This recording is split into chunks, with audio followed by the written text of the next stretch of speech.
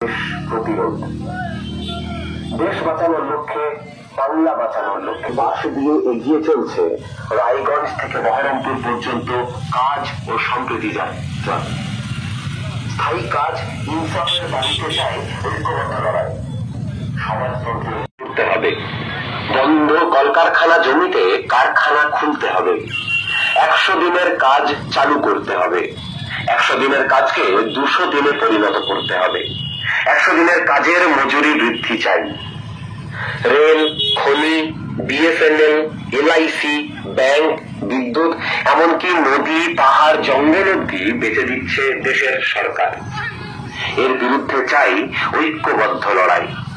ধর্মকে রাজনীতির সাথে যুক্ত করে আরএসএস, বিজেপি পরিচালিত দেশের সরকার এই ঐক্যবদ্ধ লড়াইকে ভাঙতে চাইছে।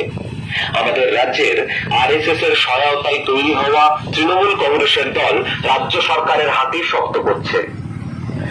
সাম্রাজ্যবাদের সাথে দোসর বেঁধে কেন্দ্রের সরকার 100 দিনের কাজ চালু করতে হবে, 100 দিনের কাজকে 200 দিনে পরিণত করতে হবে, 100 দিনের কাজের মজুরি বৃদ্ধি চাই।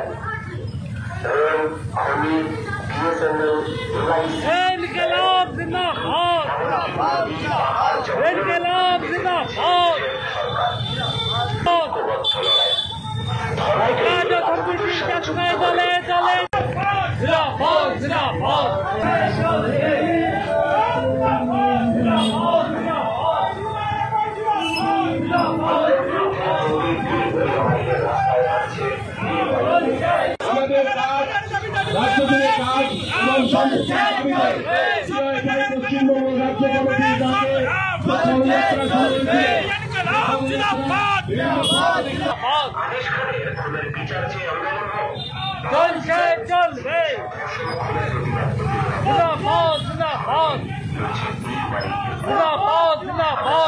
সবার হাতে কাজ, আর নাই দরকার, আর নাই দরকার, সরকারি শিক্ষা ব্যবস্থা চলবে না। পরিযায়ী শ্রমিকদের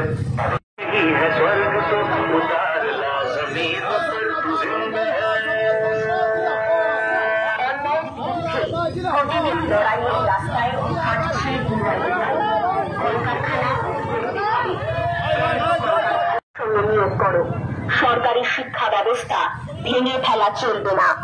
পরিযায়ী শ্রমিকদের ঘরে ফেরাতে হবে। শ্রমিক ও ক্ষেত মজুরের গতরের দাম দিতে হবে। নদী ভাঙন প্রতিরোধ করতে হবে।